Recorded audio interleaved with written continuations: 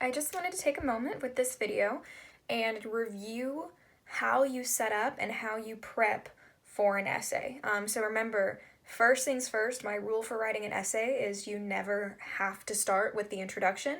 And if you'll notice on the calendar that I gave you, I actually have you start by writing the body paragraphs because I am a full believer in you can't introduce something that doesn't exist yet. And that's just kind of how my brain works anyway. And so if you work best starting from the beginning, go for it. But otherwise, if you have a great idea for your, say, second body paragraph, start with the second body paragraph. There's no rule saying that you can't. Now, first thing I want to remind you is that ACE paragraph structure.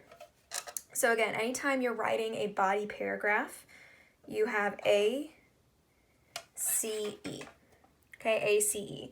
So A is answer the question. So A is your topic sentence. So that's where you state very simply and plainly what you'll be talking about. Now, when you're answering like a free response question and I'm asking you to only write the one paragraph, this is kind of like your thesis statement where, for example, you say, Juliet is responsible for what happens, or Lady Macbeth is responsible for the events of the play, whichever one you're studying. So you're answering the topic. But when you're writing an essay, that's your thesis statement, and that's in your introduction. So when you're writing your body paragraphs, it doesn't make sense to say over and over again, Lady Macbeth is at fault in your first body paragraph, and then Lady Macbeth is at fault in your second, right? So this is where it's your topic sentence if you're talking about the specific evidence you're focusing on. So for example, Lady Macbeth shows her guilt at this point in the play. That's the topic sentence. That's what you're focusing on. So the question here would be, what evidence is there to prove what you're arguing? Okay, so you answer the topic sentence. C is you cite your evidence.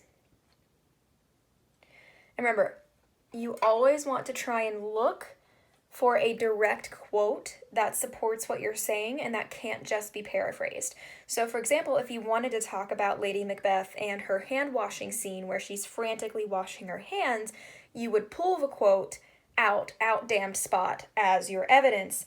And then in the context, you can say, although her hands are clean, Lady Macbeth cries, comma, open quotes, out damned spot, comma, close quotes, as she tries to wipe off the blood that she's hallucinating, period. And then you give the context of earlier in the play when she frames the guards, comma, she comes back in with blood on her hands, and so we know that's what she's remembering, right? But you cite your evidence, ideally a quote. And then lastly, you explain. Now, there's remember I joked about how it's like explained squared. So you explain the quote first. So this cry as she's sleepwalking proves that Lady Macbeth feels incredibly guilty for the events of the play because she is trying to wash away the blood that she is seeing on her own hands, period, right? I'm explaining how this quote supports my topic sentence for the paragraph, which my topic sentence was about how Lady Macbeth shows that she's guilty. My explain to is you explain how this paragraph proves your thesis. So everything always has to come back to your thesis. So this proves that Lady Macbeth is at fault for the events of the play because she is aware that she has caused this issue or some type of connection to your thesis, right? So you have A, you're answering the question, you're stating your topic sentence. C, you're citing your evidence.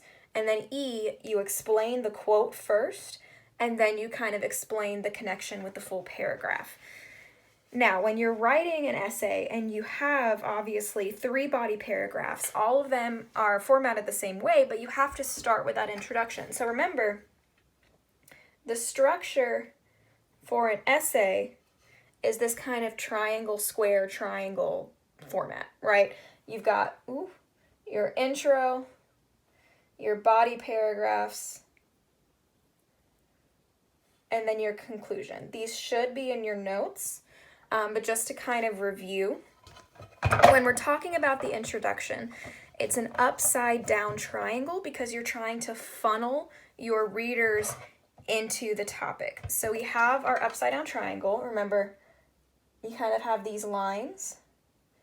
The last sentence is always, always, always your thesis. And remember, your thesis answers the prompt in a single sentence. So if the prompt is, who is the most at fault in Macbeth, your thesis would be, the witches are to blame for the events of the play because, and you paraphrase briefly your 3 reasons, or Macbeth is the one most at fault, right? You have that kind of statement.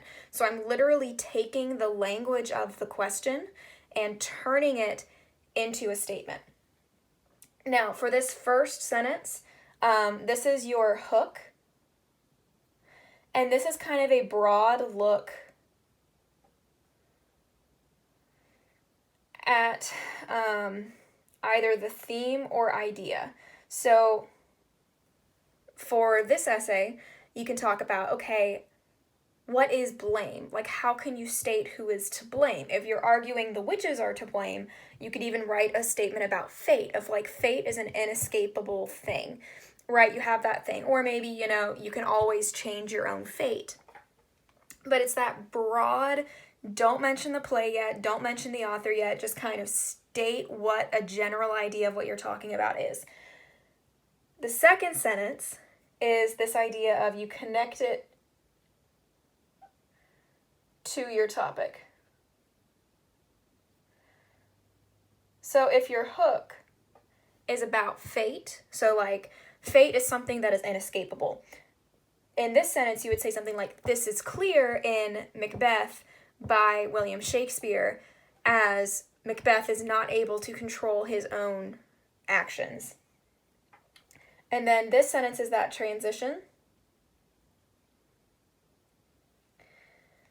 So if I'm talking about, you know, he's not able to control his own actions, my transition sentence would be something like, oh, you know, therefore it is evident that he cannot be to blame for the events of the play, even though it is his actions that move things forward. Your thesis would then be, the witches in Macbeth by William Shakespeare are to blame for the action because this, that, and the other, right?